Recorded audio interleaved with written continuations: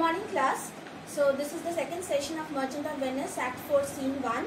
Yesterday we had started with the scene and we saw that Antonio was brought up in the court, okay, and how eager Shylock is to have his revenge from Antonio, isn't it? So the Duke appeals to him. We see that how the Duke is appealing to him to show mercy to Antonio, but still we find that Shylock is very adamant, and he gives many reasons to do what? For not showing any kind of mercy towards Antonio.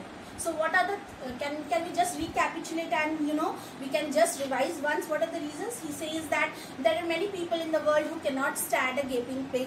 There are many people in the world who cannot stand a domestic cat. There are many people in the world who cannot stand a bagpipe, bagpipe sound. So it is their wish, he says.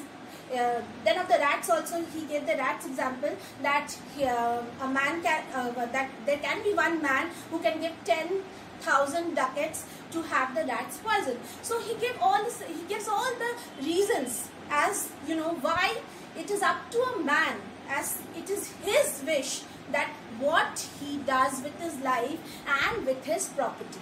So seemingly here we find that he doesn't listen to anyone, and he is very stern in having his judgment. So I'm starting from line 64 today. Please concentrate. Okay. So Bassanio, this is no answer, thou unfeeling man, to excuse the current of thy cruelty. So Bassanio, obviously Bassanio is Antonio's best friend, and he too feels guilty now. Why he's feeling guilty?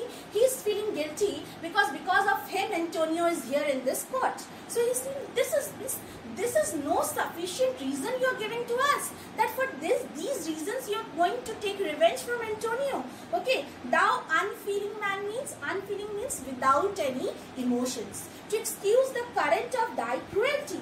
So this is no excuse you're giving before us. This is no excuse you're giving before us to, show this much of cruelty in such a manner. Okay, this is your outburst. Outburst of what? This is your outburst of hatred. This is your outburst of anger. So this is no way you should show your cruelty to Antonio. Shylock, I am not bound to please thee with my answer. So Shylock, he is very harsh now.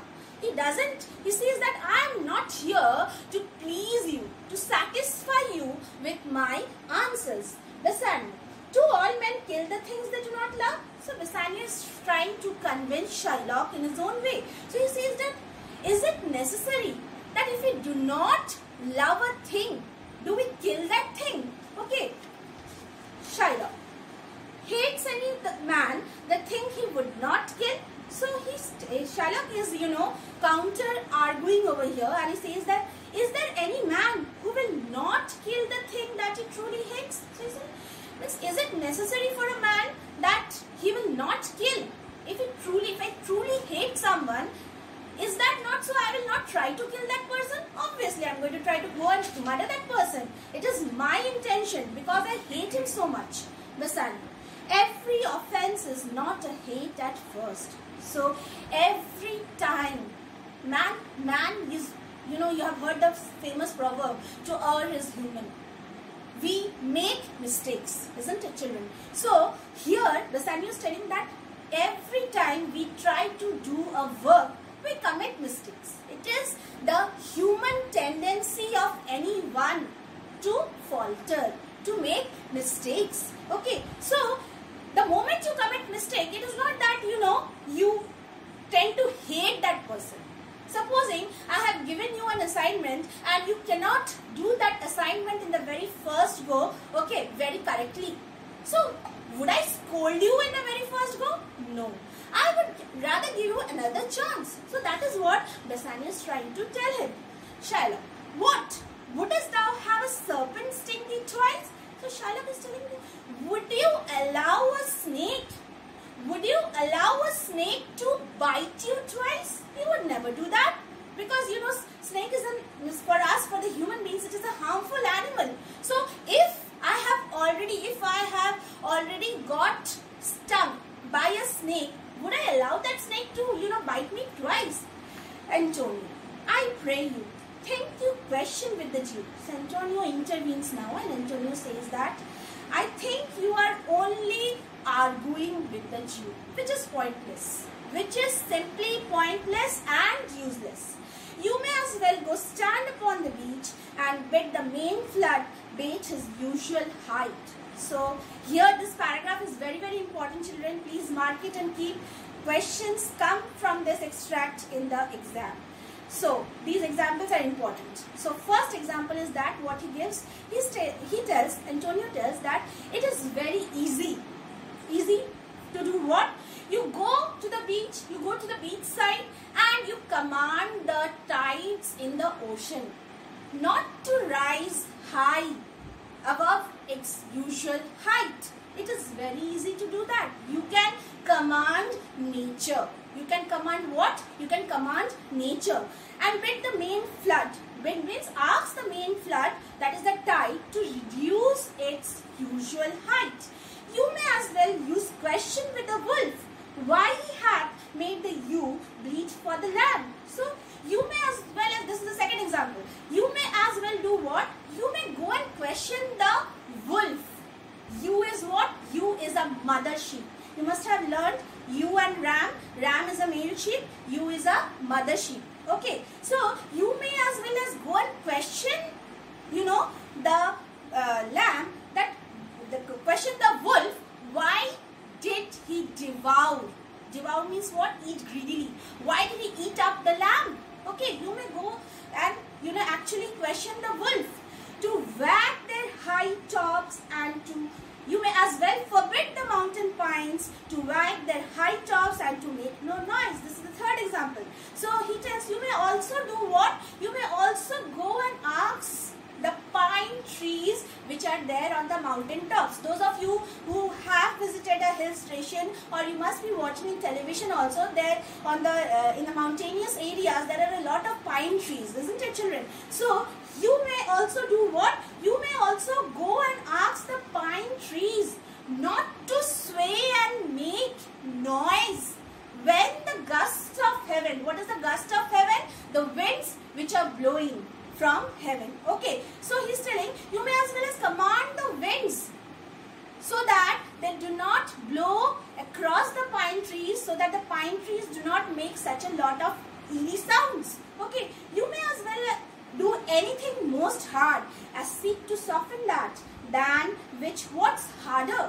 So he's telling you may do any difficult task in the world.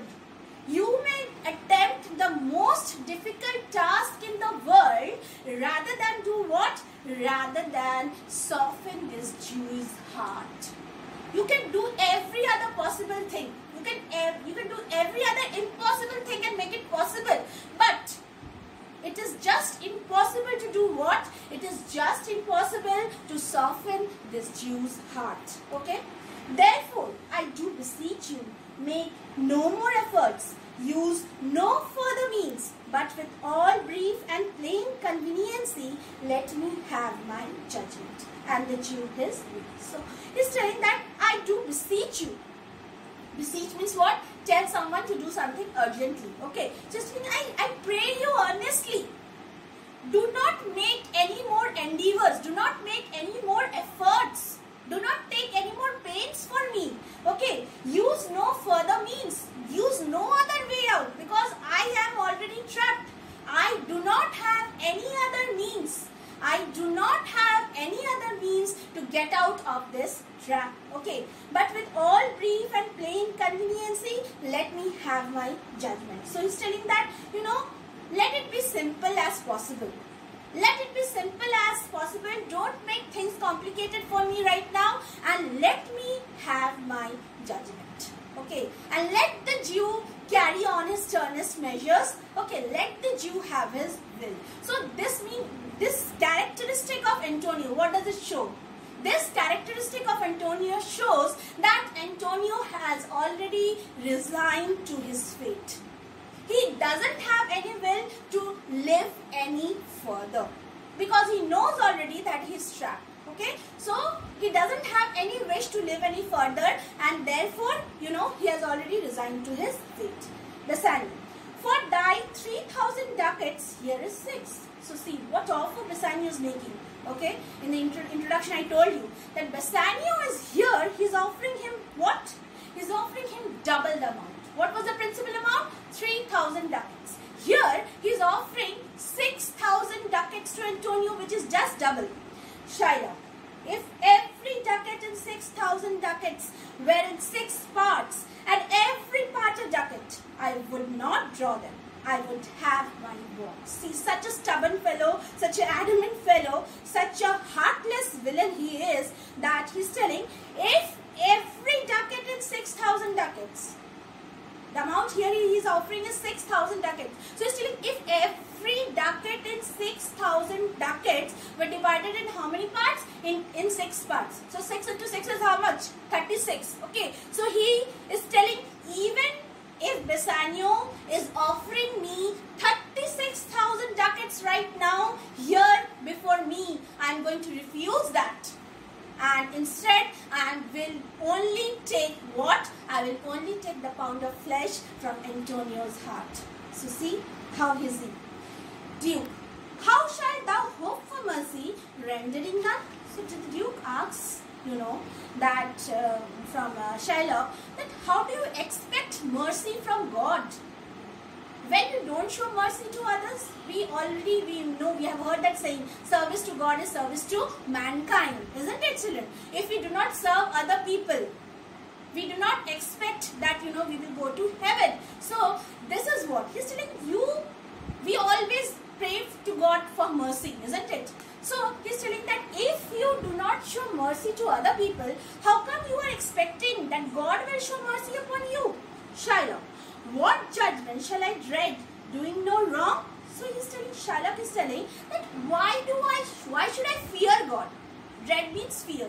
Why should I fear God when I have done no wrong?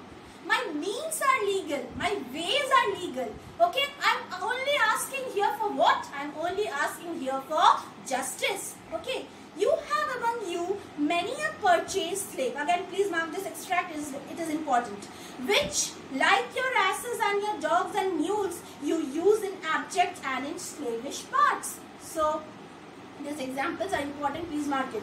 So, what is the first example? He is telling, you have among you many a purchased slave. So, you Christians, he's talking to the Christians right now, and he's saying, you Christians have a lot of money with you, and you are having a number of slaves. Slaves means, you know, children, servants. Okay, you are having a number of slaves. You think they are your property, which like your asses and your dogs and mules, and they work for you tremendously. How they work for you? Just like the donkeys, the mules and the dogs. Okay, you exploit them like anything. You use in abject and in slavish parts. You use those slaves. You use those slaves in what? You use those slaves in, you know, you make them do all the mean, all the degrading jobs in your house. Okay, and in slavish part means, slavish means, here it is an adjective and it is a characteristic of a slave, slavish parts. Okay, because you bought them. And why do you make them do such things, such menial jobs? Because they are your property. Because they are your property. You pay them well. So that is why you think them to be your property and you exploit them like anything. Okay? Shall I say to you, let them be free, marry them to your heirs? So, if I tell you that make them free, make your slaves free, make your slaves free and let them, you get your heirs married off to those slaves. Heirs means, you know, children, someone who is legally entitled to your property. So, supposing if I die, my son will be my heir. Okay, so whatever property I am having, my son will be entitled to that. Okay, so that is what known as heir. So, he's telling that if I tell you to free those slaves, if I tell you to free those slaves and I tell them to marry them to your sons and daughters, will you really do that? Okay. Why sweat their under burdens? Okay. Why do you make them carry heavy burdens? Okay. Let their beds be made as soft as yours and let their seasoned with such viands. Okay, so let them have all the luxurious lifestyle which you are leading right now. Okay, let their bed be as soft as yours. Do not make them sleep on the floor. Make them sleep on the bed where you are sleeping. And let their palates be seasoned with such viands. And you feed them. You feed them with the same appetizing, meals of different flavors which you enjoy every day. Palates means what? Different dishes which have different flavors. Okay, so palates. Okay, so you to feed them with the same food which you are having, which you are enjoying every day. Okay, you will answer the slaves are ours. So if I tell you people to do such things, what will you answer me? You will answer me that is none of your business. The slaves are my property, mine property. You will answer the slaves are ours. So do I answer you, the pound of flesh which I demand of him is dearly bought. So just like that, in relation to the slaves, when you are asking me why do I want the pound of flesh, I will give you the answer that the pound of flesh is dearly bought by me. I have paid to do what? To get this pound of flesh from Antonio's body, which I demand of him is dearly bought. 'Tis mine and I will have it. So it is my property. This pound of flesh, as the bond is forfeited already, this pound of flesh is my property, and I will have it in any chance. If you deny me, fie upon your law. So if you deny me justice, if you refuse me justice, then shame upon your law, shame upon your judicial system. Okay, there is no force in the decrees of Venice. So then I would think that actually there is no power. There is no power in the decrees of Venice. Decrees means it is an official order, okay, which has the force of law. Decrees, okay, an official order which has the force of law. I stand for judgment. Answer, shall I have it? So I am waiting here from such a long time, eager to have my justice. Should I finally have my justice? Duke. Upon my part, I may dismiss this court unless Bellario, a learned doctor, whom I have sent for to determine this, come here today. So the Duke says, I have in my powers to do what? I can immediately adjourn this court. Adjourn this court, you must have come across with this term so many times in the television, so many times in your novel books. So what is adjourn? Adjourn is break off. Okay, something when you break off with something intending to return back soon. Okay, so he's telling that I can adjourn the court right at the moment unless Bellario. For whom is he waiting? All of them, they are waiting for whom? The doctor. What is the name of the doctor? Bellario, who is going to judge the case. Who is finally going to judge the case. Okay. So, Celerio. My lord, here stays without a messenger with letters from the doctor, new come from Padua. So, Celerio says that here there is a messenger at the door already waiting, who has come from where? Who has come from Padua, name of a city in Italy. Okay, so he is waiting there to give us some news. Duke, bring us the letters, call the messenger. So, the messenger has brought some letters. So, he is called inside the courtroom. Bassanio, good cheer, Antonio. What man courage? So when Bassanio hears that Dr. Bellario will come inside the courtroom, he is feeling what? He is feeling hopeful. Hopeful of what? That maybe Dr. Bellario, he comes up with some miracle and Antonio is saved. So he tells his dear friend, then Antonio, don't lose hope, have courage. Okay, we still have time. The Jew shall have my flesh, blood, bones and all. Thou shalt lose for me one drop of blood. So he says, you do not worry. I am your best friend. Okay, I will do anything possible. I will not let you die. Before you die, what will happen? The Jew shall have to cross my body, my dead body. Okay, my dead body, I will give my life for you before I see you die. Antonio. I am a tainted wether of the flock. Again, important, please mark it. Okay. I am a tainted wether of the flock, meetest for death. So he tells that, Antonio is telling, tainted weather of the flock. This phrase is important, please mark it. Okay, tainted weather of the flock means a diseased ram. Ram means what? A male sheep. So he's telling, here out of these few people who are standing here in the courtroom, he's telling, I am a diseased sheep.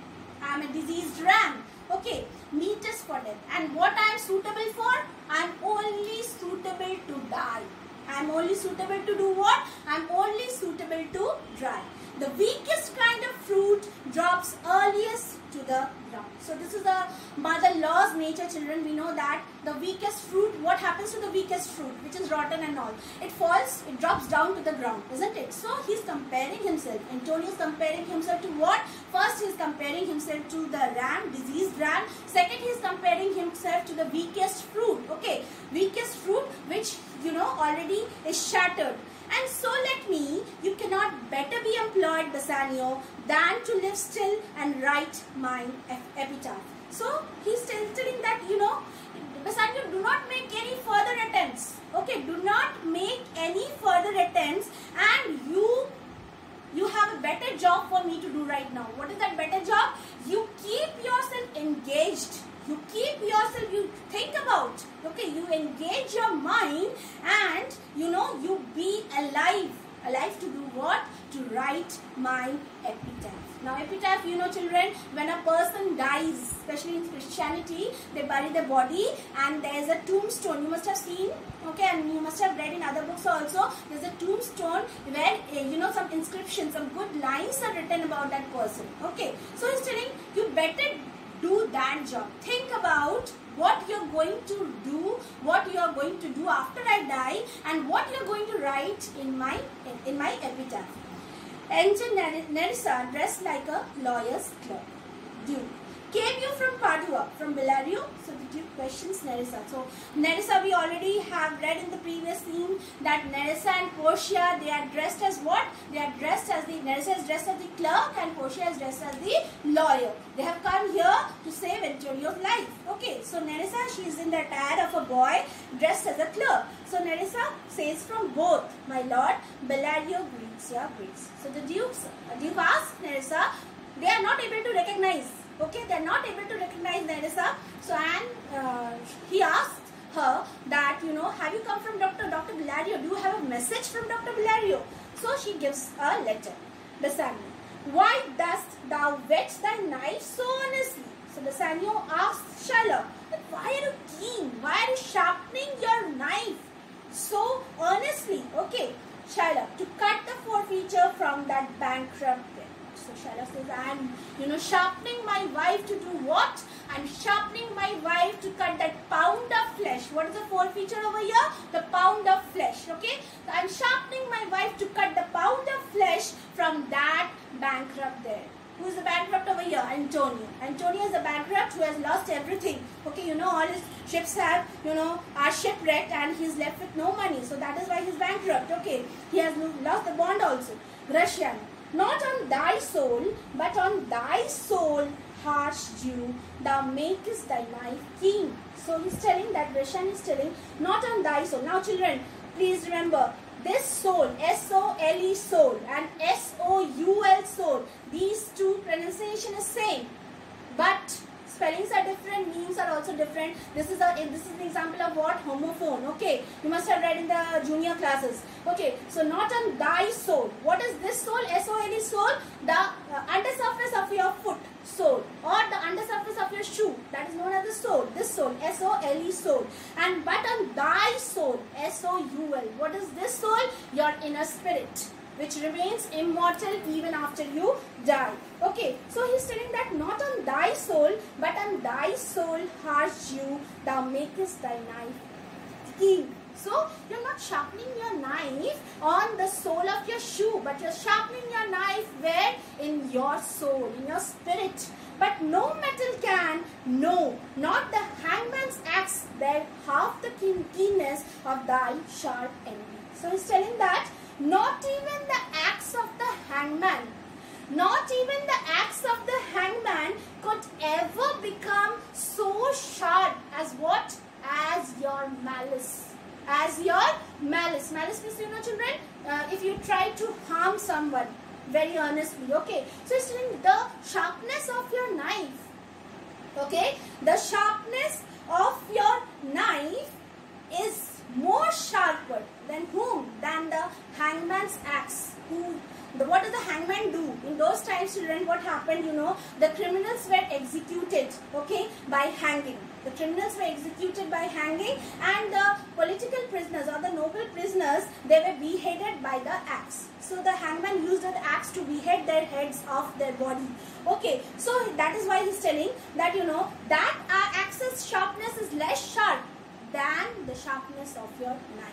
Okay, than the sharpness of your knife, than the sharpness of your envy, than the sharpness of your malice. Can no pierce thee? So can no praise actually move your heart? Can no praise actually, you know, penetrate your heart? Okay, Shala, no, none that thou hast wished enough to me.